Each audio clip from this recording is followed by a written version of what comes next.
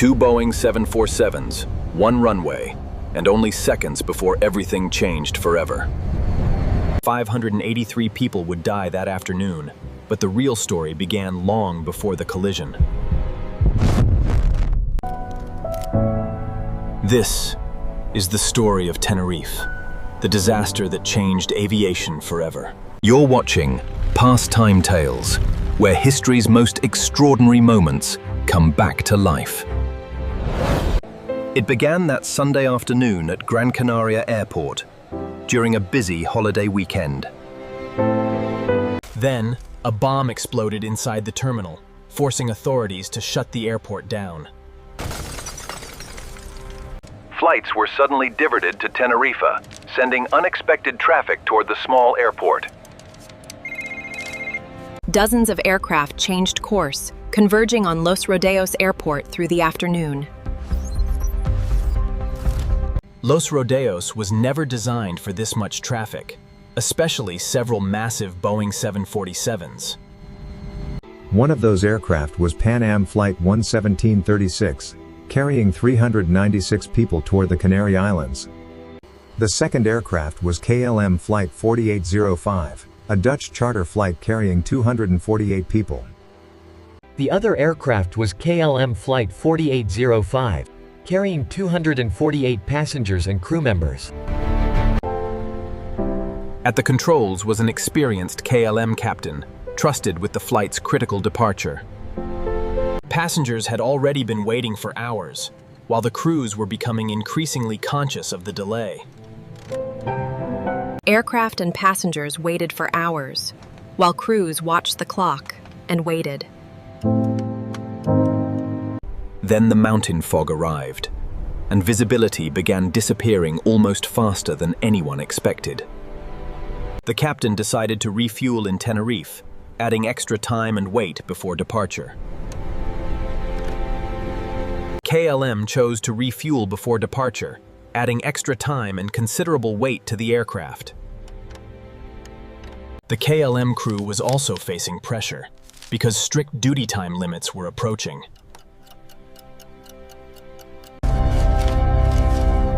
The fog became so dense that controllers could no longer see the runway or the aircraft moving on it. And there was no ground radar, leaving controllers dependent almost entirely on radio communication. KLM was instructed to taxi along the runway and turn around at the far end. Behind them, Pan Am was instructed to follow and exit through the third taxiway. The visibility was extremely poor, making the correct taxiway difficult for the Pan Am crew to identify. Taxiway C3 required an extremely sharp turn, while C4 offered a much easier route. Pan Am continued past C3 and remained on the active runway, hidden inside the fog.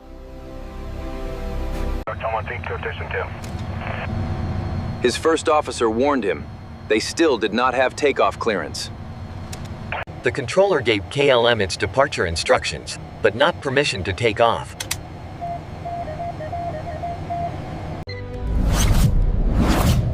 The controller issued departure instructions, but those instructions were not takeoff clearance. But at that critical moment, two radio transmissions overlapped, creating confusion inside the KLM cockpit. At almost the same moment, Pan Am transmitted, and the two radio messages overlapped. Unaware that Pan Am was still ahead, KLM accelerated down the runway. Unaware that Pan Am remained ahead, KLM began accelerating down the fog-covered runway. Then, through the fog, the Pan Am captain suddenly saw KLM's landing lights approaching. The captain pushed the throttles forward and desperately turned toward the side of the runway. The Pan Am crew pushed the engines forward, desperately turning toward the side of the runway. The KLM aircraft rotated sharply, its tail briefly scraping the runway as it tried to climb. The KLM nose pitched upward as the aircraft desperately tried to lift over the obstacle. Moments later, the two Boeing 747s collided in the middle of the fog-shrouded runway. KLM crashed back onto the runway, and all 248 people aboard were killed. Pan Am was devastated as well, but remarkably, some people aboard survived the impact. This way, quickly now! Do not stop! Keep your masks on and follow me!